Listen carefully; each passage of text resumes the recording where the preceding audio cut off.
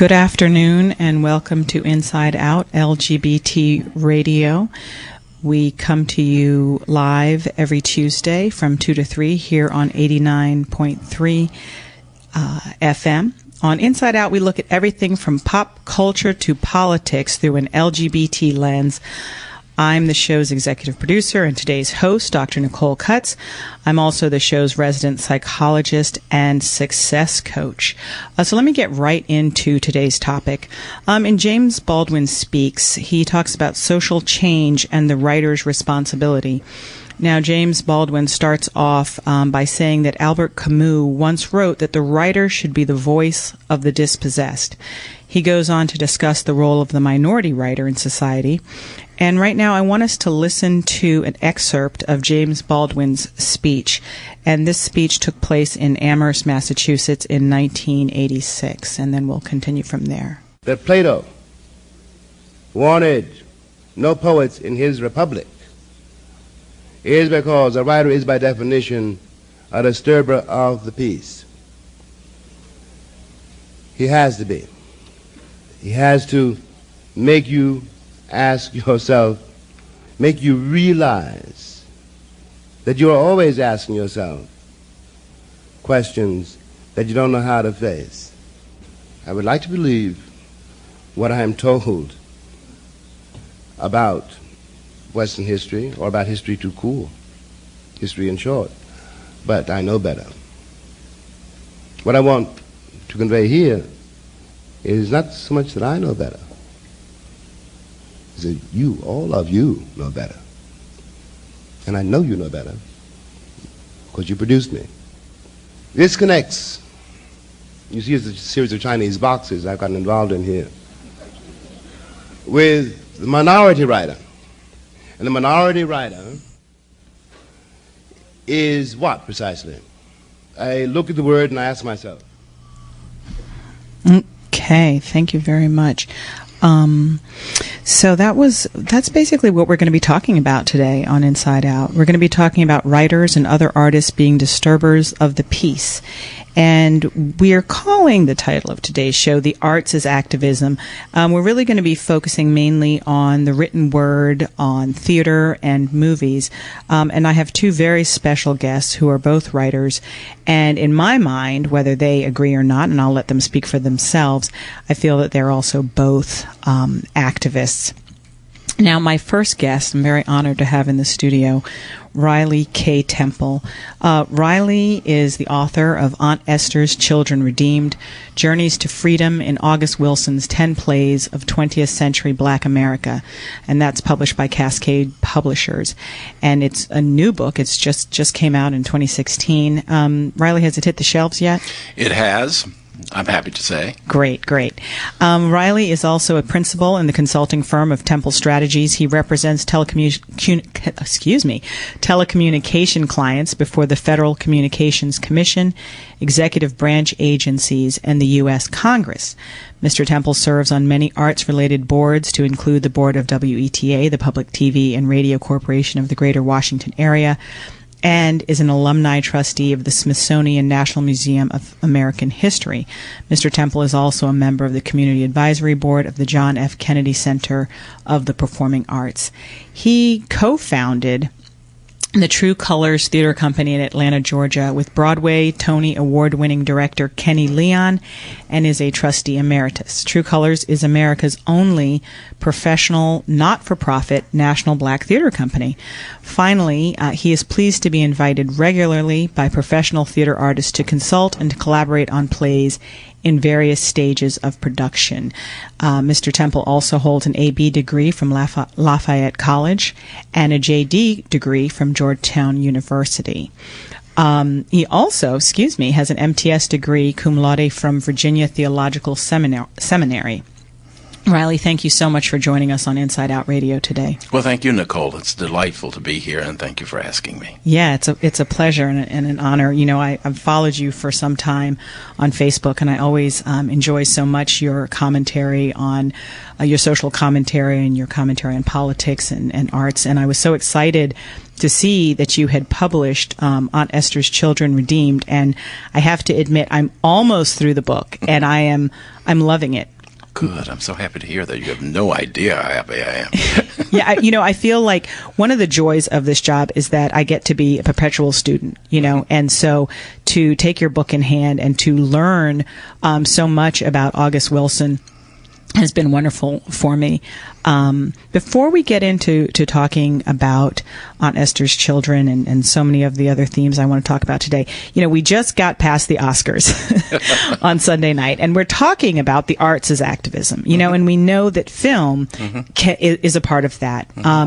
Do you have a take? Is there anything you want to share? What did you take away from the Oscars, the show itself, as well as the awardees and maybe non-award winners? Well, I have several impressions, and the first is that, like everybody else, I was surprised by the result that Moonlight won Best Picture. Yeah. I had always assumed that Moonlight would never, or a film like Moonlight, would never become Best Picture because, it was done on a low budget, but it is, as I mentioned to you earlier in our conversation, it is perhaps the most intelligent film I have ever seen. Wow. And it is not the kind of picture that gets great box office, and so it was shocking to me when it actually won. Yeah. I had actually turned off the television after La La Land won, and I woke up the next morning to all of this Facebook traffic that said Moonlight. I said, what in the world has happened? It's like, are they wishing that it won? But I also want to talk about two of our actors. Mahershala Ali, I hope I said that correct. Mahershala, I believe. Yes. Who's a brilliant actor. What I loved about his speech was that he thanked his teachers and who taught him that characters are the people who count. It's not about you, it's about the characters and their stories.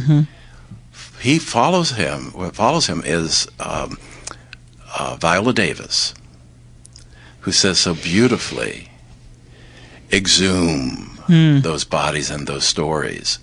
Exalt those stories, which is what August Wilson does. Yes. He exhumes and exalts, but she said, ordinary people. Right. That's what I thought was so important as well. Yeah. So I was very pleased about all of that, and it's just a time that we get our due. And the two films that were principally honored, Moonlight. And I'm going to put the Hidden Figures aside for a second, but Moonlight and Fences. Yes.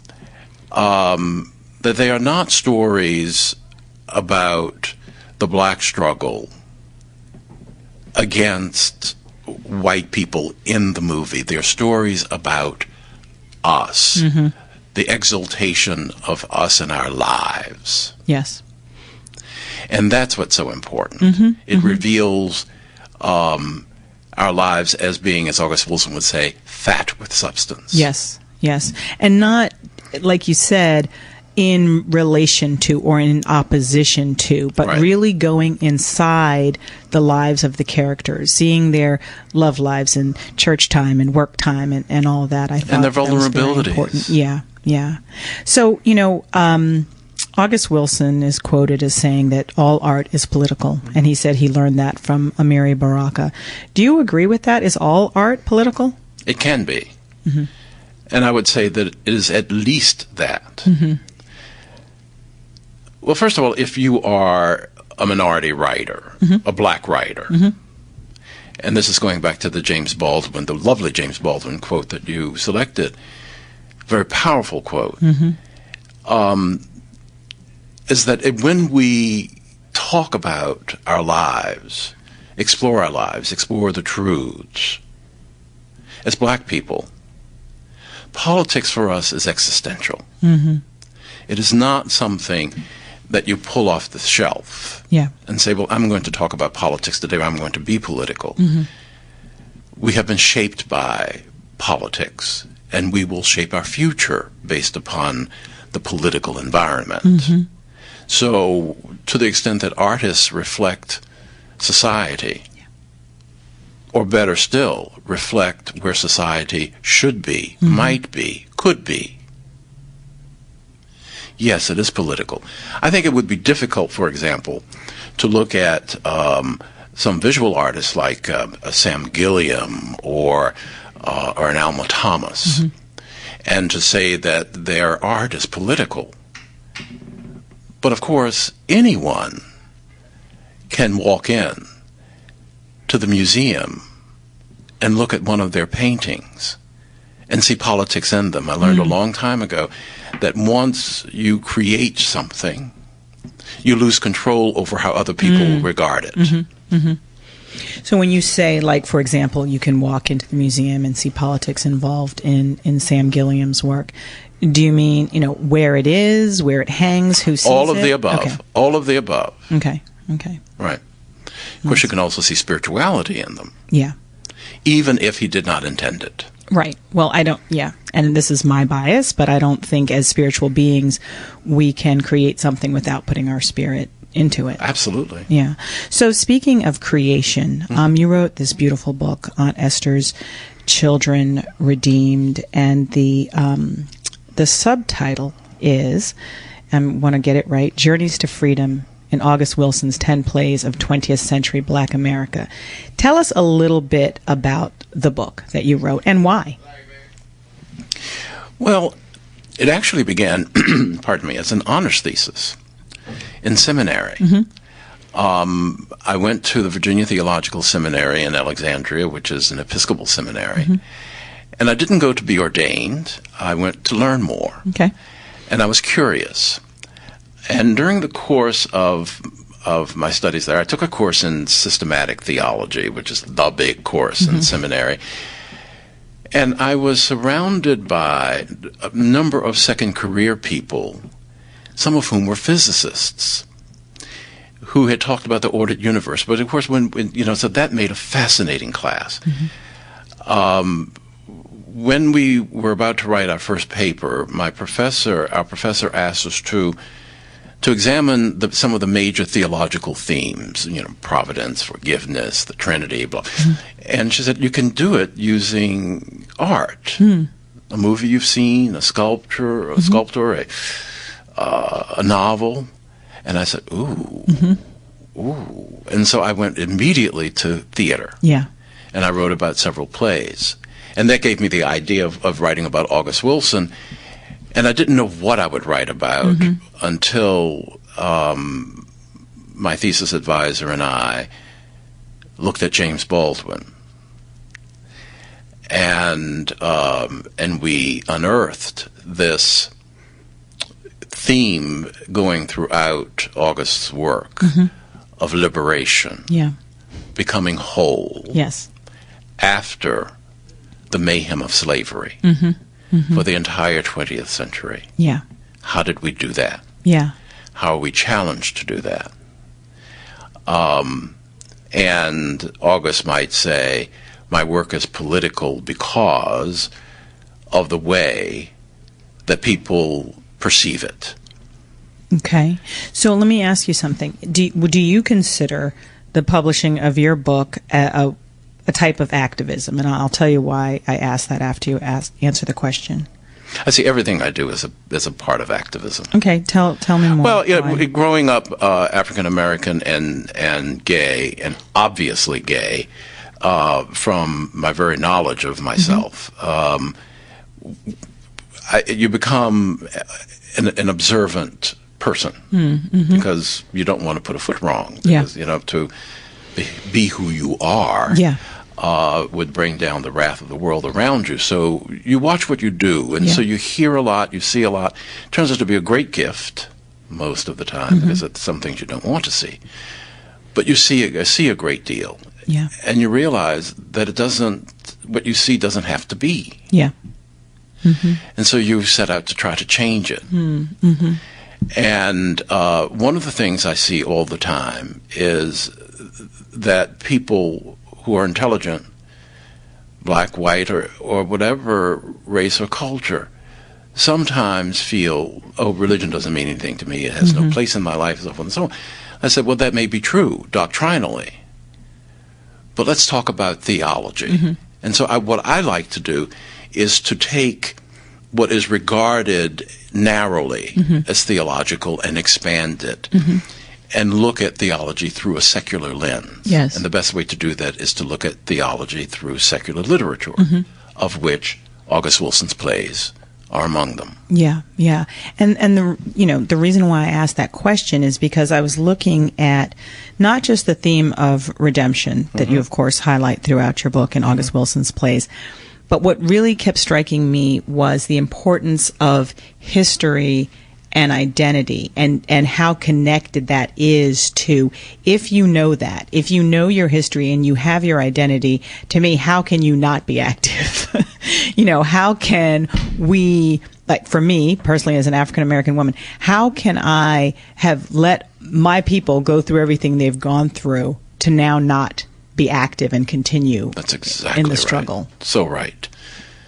And it all begins with the Exodus story, God tells the children of Israel, take a lamb, not just any lamb, but a lamb without blemish. Take the blood and paint the doorpost and the lintels, and that way death will not have dominion over you. The angel of death will pass over you and will not take away your firstborn. And then after that, the people get up and they walk through the Red Sea to freedom. Fast forward to when Jesus comes along, and he is considered to be what? The Paschal Lamb, the Passover Lamb. Of God. Not just any lamb, but a lamb without blemish, whose blood was shed. Yeah, from sacrifice. So that death will not have dominion over us. So it's another Exodus story. Yeah. Then we come along in history. I'm not saying that was historical. You can solve that problem on your own. But along we come later in history. We're slaves. How do we get redeemed? How do we become free? And the reason we do is because of something larger, a larger spirit, the human spirit, which says, I do not like being in bondage. When that happens, the world changes for you. You know that something bad can happen. Things can be reversed on you. And so you always have to push to go forward. Yes. And to make sure that it doesn't get reversed. So it becomes like the Israelites, the modern day Jews, have a goal of social justice as a part of the culture. We have a goal of freedom as a part of our culture. Yes. Because we know how hard people had to work and sacrifice and give their lives to keep it. Right. Yeah, it's very important. Thank you.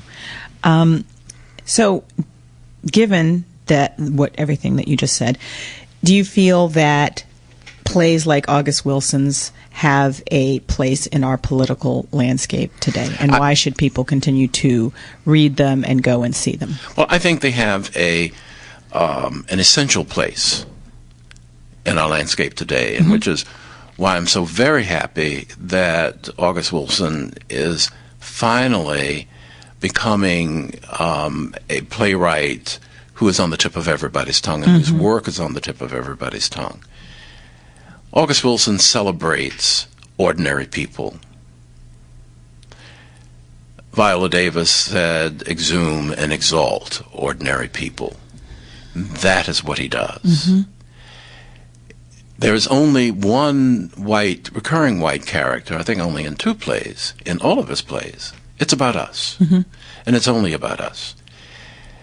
And he talks about the need to not carry around resentments. They become stones. And those stones get very heavy. Yeah. Set them down. Don't throw them away. But set them down. You know that they're there. Yeah. Yeah. But pick up the ball and run with it. And if you drop it, go back and pick it up again. Otherwise, it's not going to be a touchdown. Yeah, yeah. He says this through his most important character, who is Aunt Esther. Tell our listeners who Aunt Esther is. August Wilson had written probably half of his plays before Aunt Esther really came into being. She talked to him. And she immediately said, I don't like it here because there's no spirit in the trees. She embodies what is African in the sense that there is a tribal propensity to see and to know about the spirit in inanimate objects. And that's what she does. Yeah. Aunt Esther is as old as the number of years that blacks have been on American soil. So when we first meet her in Gem of the Ocean in 1904, she's 266 years old, 265 years old. When she dies in the penultimate play, which is King Hedley II, she's 366 years old. Wow. She is the embodiment of all that we are. Our history, our culture, our triumphs, our defeats, our challenges, our goals, our objectives, everything, our music, what we celebrate, what we don't like, our religion, the spirituality, everything. She embodies all of that in his plays. And where she lives is in a place, a sanctuary called 1839 Wiley Avenue. Very important place. A peaceful house, it's called, at the very beginning of the cycle. Yeah. So it becomes an Eden, a place where people can go for sustenance. Yeah. She doesn't come out of that house. You have to go knock on the door. Yeah. And if someone wants to pay her, she says, take the $20 and throw it into the river. It will come back to me. Right, right. Yeah, it strikes me that she is that archetypal character of the oracle, the wise woman, the holder of our stories and our history. Truth, you know, and that we can't know who we are without visiting her. We cannot be redeemed without being willing to go and sit and learn from her. You don't know who you are unless you know where you came from. You don't know who you are unless you know who came before you. Yeah, yeah. And the challenge for us is to reconstruct that at all times and to honor it. I wonder what Aunt Esther would say to young people today running around out here who might not know who they are. She might ask them to come and sit down at her knee. And she'd lay her hands on them. And she would say, you go get wisdom. Yeah. We need more real life Aunt Esther's. But, you know, we can also find her in these plays and in our literature and in our history. So you know, and in the movie Fences, I think that Rose, the character who is Troy Maxon's wife, played by Viola Davis, was a precursor, a forerunner to Aunt Esther. Rose in Fences is the redeemer. She's a sustainer. In fact, everyone who comes to her house, there's some food for them. You know, Lions, I have some chicken in the oven. You want to have some chicken? You know, Gabe, I have watermelon in the refrigerator. Go get yourself some watermelon. You know, someone is always coming there to be fed and sustained. Yeah, yeah. You know, you started to talk about laying down those rocks of resentment. And, you know, you can't get to the finish line if you're carrying a bunch of rocks. And that reminds me of the theme of forgiveness that I saw over and over in your book. And I think about, you know, Fences, which I went to see on Friday night. That was so powerful. Of course, left me bawling in the theater. But, you know, you see the importance there. Troy has to forgive his father. I don't think he did. I think he carried that burden. And then Corey is left with not wanting to forgive his father. He doesn't want to go to his funeral, which is the ultimate holding on to resentment. Tell us about the importance of that theme for August Wilson of forgiveness. Well, one of the things that that surprised me about the film was that Denzel Washington did not use a great quote that August Wilson, it's a poem August Wilson composed, especially for Fences. And the play opens with a prologue, and it is, and I'll read it, it's only, 4 lines. When the sins of our fathers visit us, we do not have to play host. We can banish them with forgiveness as God in his largeness and his laws. Banish them with forgiveness. When you carry around a grudge, they're carrying around rocks. There's a character in 2 Trains Running named Sterling who reappears in Radio Golf, the final play of the series, and he says, I went to see Aunt Esther once because I had all these resentments. I was resentful because I was an orphan. And she told me, you need to set that down, to set that right down. She said, if you want to pick up something, pick up a bag of tools. Then you'll have something. Yeah. He said, I did. I got a bag of tools and now I'm a plumber. He said, and I have a great business. He said, he took it very literally. He did. So forgiveness, yes, forgiveness is always a thing because carrying around grudges, carrying around stones. Yeah. Not good. Is that something we're right close to a break, but I want to ask you in terms of that forgiveness and today and this theme of activism. Do you think that forgiveness is important in today's struggle? There are a lot of us out here who are angry, who not necessarily carrying grudges, but who are actively angry at things that are happening right now. Last on Valentine's Day, we did a show. The theme was on love, and we talked about, does love really trump hate? Should we be forgiving nice today? Verb. Trump. Go ahead. Should we be forgiving as along with fighting what we believe in and against what is oppressing us? Should we be forgiving at the same time? Well, forgiveness doesn't mean not being angry. Okay. Forgiveness only means I will not live with the resentment, but it also doesn't take away the necessity for change. There was, after Charleston and that dramatic panoply. You mean the killing? The killing in Charleston, the Charleston massacre, and the families walking into the courtroom and saying, I forgive you. And people were, well, what are they talking about? How could they do that? I was puzzled by it myself, frankly, and wasn't so sure that I could have mustered that kind of grace. I live in a neighborhood where there is in Washington, where there is a gated community, and on Sunday nights, there's a very elderly black man standing there named Mr. Jackson, and he's the kind of man you've always known all your life. He's worked all of his life, and this is something he's doing in his old age just to earn some extra money. He's educated all of his children, probably. He probably drove a cab or something.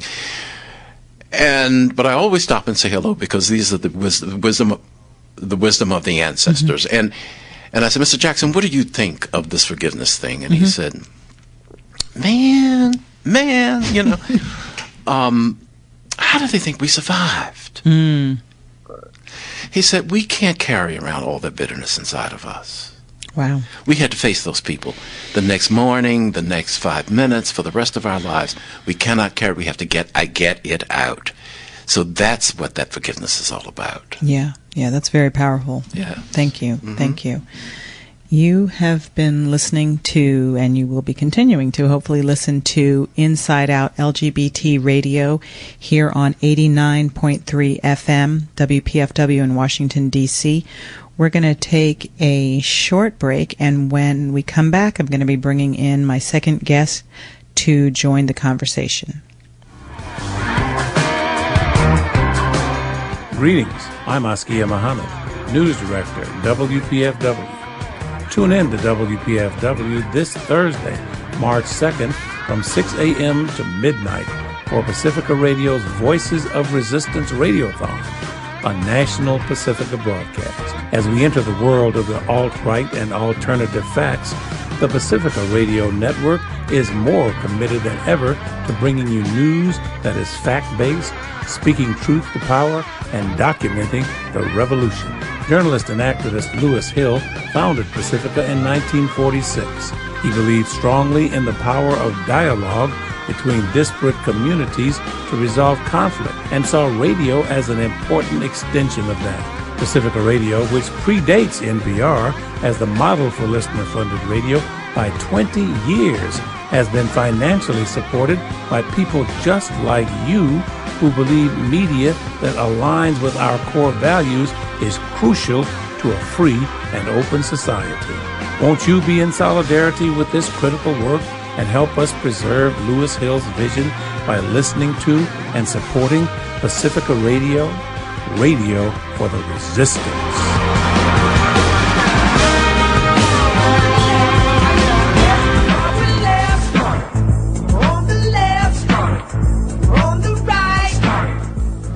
Welcome back to Inside Out LGBT Radio. I'm Dr. Nicole Cutts, the executive producer and today's host. We have been talking about the arts as activism, and I have a guest in the studio, Riley K. Temple, who is the author of Aunt Esther's Children Redeemed, Journeys to Freedom in August Wilson's 10 Plays of the 20th Century Black America.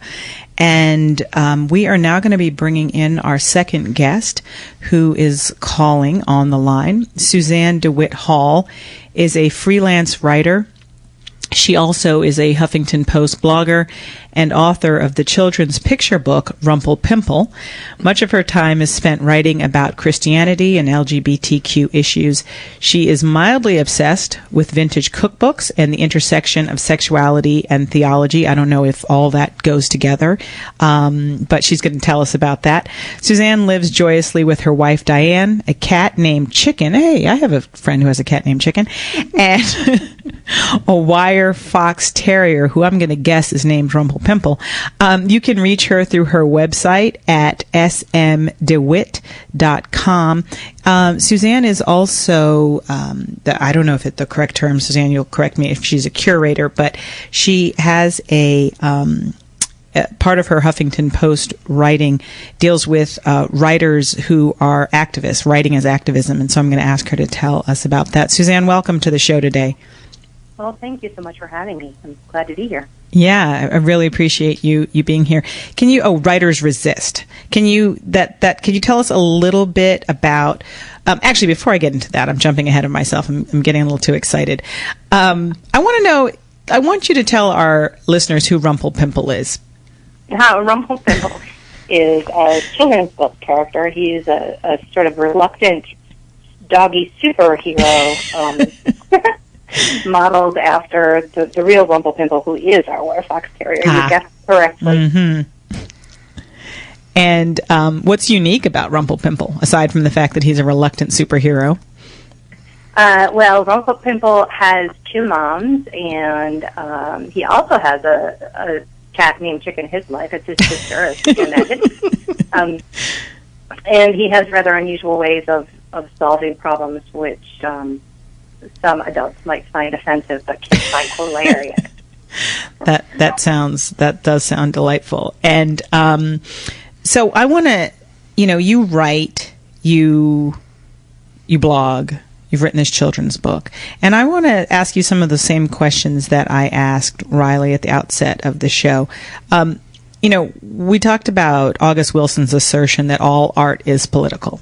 And you write in two very different styles. Writing for HuffPost and writing about Rumple Pimple are two different things. But do you agree that all art is political? I've been giving a lot of thought to that question, and I don't know. I mean, I started thinking about different forms, and my thought tends to be on a form of writing. Mm-hmm. So I was thinking about things like Harlequin romances, which I'm not, I'm not a fan. I'm not a reader of that genre, so I'm hardly an expert. However, it's hard for me to pinpoint a political statement of any kind in them. But at the same time, I thought, well, is it a statement of accepting our current cultural climate in which these stories are frequently set. That it seems as if politics are certainly no part of them, from my recollection when I read them 30 years ago or whenever. And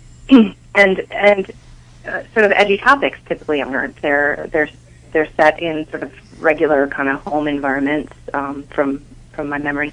And they're not political. And does that say something about being satisfied with the status quo? So perhaps he's right. Although on the surface, my initial gut reaction was a lot of people aren't making statements. They're not making political statements. They might be making a statement about a flower or a relationship. Yeah.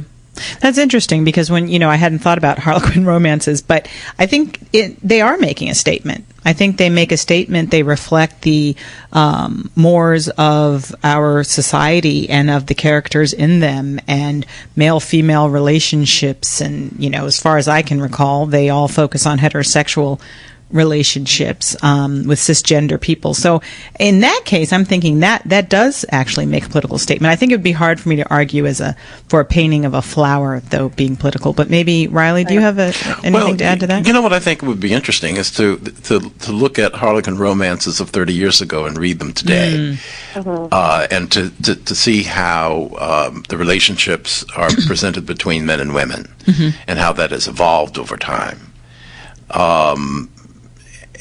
But I agree with you. I guess I answered the question and said, it's at least political, and it can be whatever people bring to it. Yeah, that's true. That's true. So, Suzanne, the book that you wrote, Rumpelpimple, do you consider that a political act to publish that book? That one in particular, yes. I've got some other books. I've got a couple of children's books that aren't published yet. I've got another adventure of Rumpelpimple in the works, and with his story, first off, we wanted it to be just a good story for kids. I'm not a fan of message books, right? If you know what I mean. Yeah. And so we just wanted it to be a good story. But in the meantime, in having this story that's fun and irreverent and that kids like, there's this family structure of having a same-sex, parental unit. And that was, obviously it's a reflection of my life, but at the same time, we thought it was a very good thing to have out there, to have available for kids, just on a library shelf for their parents to buy. Yeah. So definitely it was intentionally, it's intentionally there, and it's something that we do put out there when we're trying to get the word out, that for people who are looking for books that have alternative family structures, it's there. Yeah. Well, one thing it brings to mind for me is how parents seem to, at least parents of young children that I've talked to, seem to think that there's sex education. You're allowed to let your kids know about heterosexual coupling and where babies come from, but that when it comes to same sex, that's advanced, that's down the road, and I always bristle at that, because I feel like you're already setting up this otherness and this dichotomy, like homosexuality is somehow lascivious in some way, versus just mommy and mommy with Rumpelpimple as their adopted furry child. But that oh no, I wonder if some parents would say, oh no, my kids aren't ready for that. So to me, that's like saying, no, they're not really ready for reality. So in that way, I definitely see it as activism. Go ahead. Sorry. Yeah, I'm sorry to interrupt you. It's funny because we've gotten comments on Rumpelpimple's website along the lines of, that's disgusting. How could you be exposing your kids to perverted sexuality? Oh my gosh. And it's crazy, because in any other books that do have a heterosexual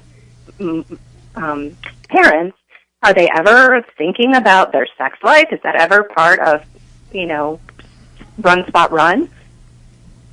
Yeah, Riley had a comment. Yeah, I guess I want to ask you a question. Do you think that there will come a time when you're writing, or anybody's writing about same-sex relationships, will not be considered political? I don't think we see it racially, and I don't think we'll see it ever in our lifetimes. But I think it may be possible when it comes to sexuality. It's an interesting question that crosses over into one of my other genres of writing, and that is Christianity and LGBTQ issues. I think a big part of it depends on this, what I'm calling a reformation within Christianity that's happening now, that, I feel blessed to be a part of, to be alive and writing and exploring about this now, because so many, there's a lot of thought leaders who are saying, wait a minute, this exclusion and this understanding of same-sex relationships is just, it doesn't fit. It doesn't fit into Christianity. So I think a large part of the answer to your question, in addition to just the human bias that has to be overcome, is how quickly this shift within Christianity happened. And judging by the fracturing within the church that's happened since, the days Jesus walked, I'm guessing that it's going to be a long, long time before there could be that kind of unity and in the form of acceptance. So, Suzanne, when you say the Reformation that's taking place today, what does that mean to you? What's the Reformation? I'm seeing, because I've been researching this topic for several years. It's kind of a long story, so I'm going to truncate. But my wife and I, Diane, are heterosexual by sort of base orientation. But we came together at a time in our lives when both of our marriages were in their death throes. We were both married to men in extremely unhappy marriages. And we came together as friends and knew each other as friends for years. Both of us came from a very conservative Christian formation. She was primarily Baptist in her formation. I was primarily Catholic in my formation. So both of us had differing ways of believing that homosexual behavior was going to land us in hell, but equally strong beliefs in that. And yet here we were in this healthy, loving relationship that we'd never experienced before, and could not deny that God had brought it together and that God wanted it and that we were to do His will. So as a result of that, we both had to begin studying how could this fit into this understanding of our faith, of our strong Christian faith. And did a lot of digging, did a lot of reading, and just started analyzing the scriptures differently from a different perspective. And what I'm discovering as the years pass and I continue to do this work is that there's this groundswell of the same thought happening all over the place. From the Pope on down, who's, we've never had a Pope speak about homosexuals in as accepting a way as he has. That's true. There's obviously concerns within the church, but all the way through, there's tons of projects. There's lots of people writing about it. There's lots of people teaching about how the Bible and homosexual relationships are not. They do not have to be diametrically opposed. Riley, do you have a comment? Or I feel like you're more equipped to talk about religion and spirituality than I am. Well, I had, for me, as I mentioned earlier, homosexuality was not something that I discovered later in life. It was always there. But I never, ever had any doubt whatsoever that God loved me. Yeah. And that this was the way I was made. And all of these people who walked around saying that God hated me and that I would burn in hell or whatever, and that stopped after a while, thank God. But that never made any sense to me. Yeah, yeah. And I'm very grateful for the presence of mind to have known deep within my soul Yeah. that this was the way I was made. Yeah. Yeah. Well, you're both leading me to reflect. I was raised Catholic. I was raised in a Catholic school, and I never recall even feeling that sexuality in general was something that was sinful. And when I first started realizing that I was attracted to females, women, girls, around age 14 or so, but, I was a little confused at first because I was like, I still like boys, but I like girls too. Okay, so we found out later on we had a name for that. But it never occurred to me, it never was preached to me in school or in church to think that there was anything wrong with my burgeoning sexuality or sexual orientation, and thankfully also in my home. Yeah. I was raised in a home where my parents were, I think, very comfortable, teaching us about sex and sex. Well, my dad was an obstetrician and a gynecologist, so that might have helped, but but never made to feel like, oh, sex was dirty, or that homosexuality in particular was a bad thing. But so, in terms of your activism and your writing, Suzanne, does your faith form or inform your activist efforts or your activism? Absolutely.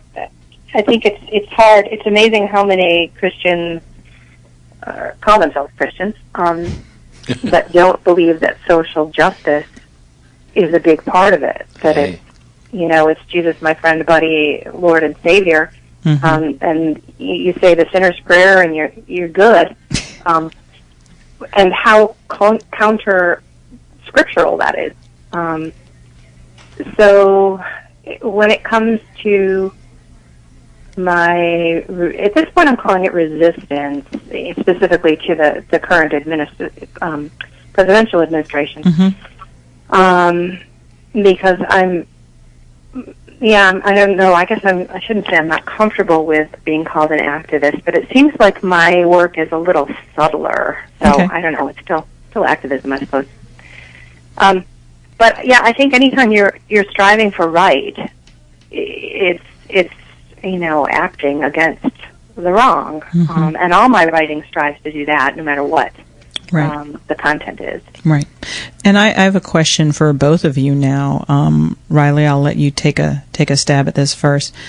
Do you believe that writers and other creatives have a responsibility to create social change, whether they are quote-unquote minority folks or not?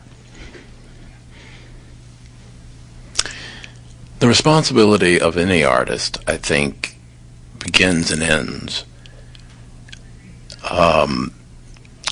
in pursuing the limits of their imagination. And I don't see responsibility to anything or anyone other than to be true to what your inspiration is. Mm-hmm. Many artists, of course, are inspired by what is happening in the world around them. In fact, you can't escape it. And they express that in their art. But I don't believe, and I think it's a truism for me, that any artist has a responsibility to anyone other than what they see. Okay. What about you, Suzanne? What's your take on that? Yeah, I agree. I think we're all called. I'm always hesitant to try to claim people, any particular person should be doing any particular thing. I always hope that people will want to work toward what is right. But I think we all have our own callings. We all have our own calls on our life in all different ways. And so I think if you're called into activism, then you should act on that. You should be, if you're drawn to it, or if you feel convicted about something, or if you feel compelled or have been hurt by something, then hopefully you're going to work toward creating more truth in your art. It's been interesting in this Writers Resist series to interview other writers in various genres. to ask them kind of that same question. What do you hope other writers are going to do?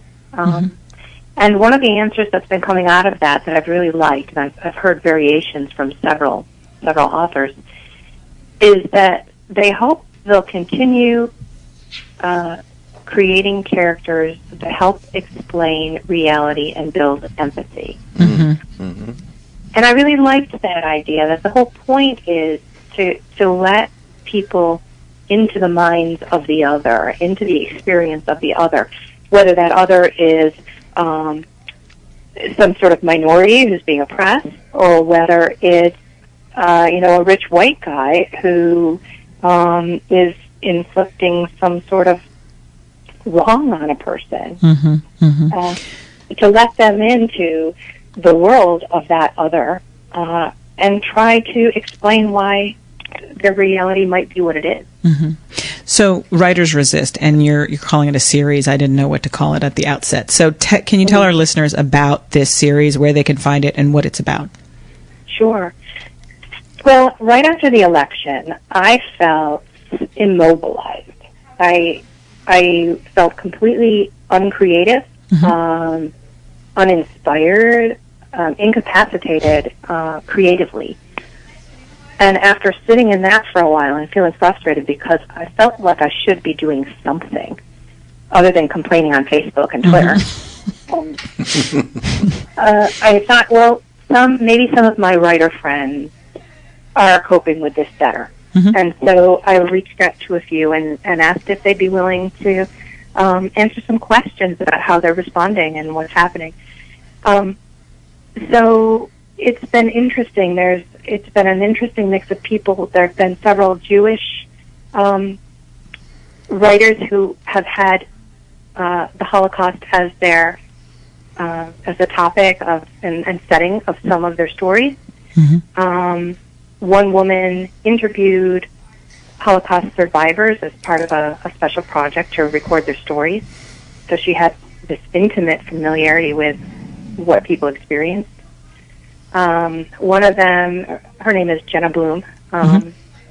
One of them, Jamie Ford, he wrote the Hotel on the Corner of Bitter and Sweet, which is a story that centers on the internment of Japanese Americans during World War II. And one of them, Steve Yarborough, he writes, a lot of his stories are set in the South during the racial riots and tensions of the 60s, because he grew up in them and watched them happening.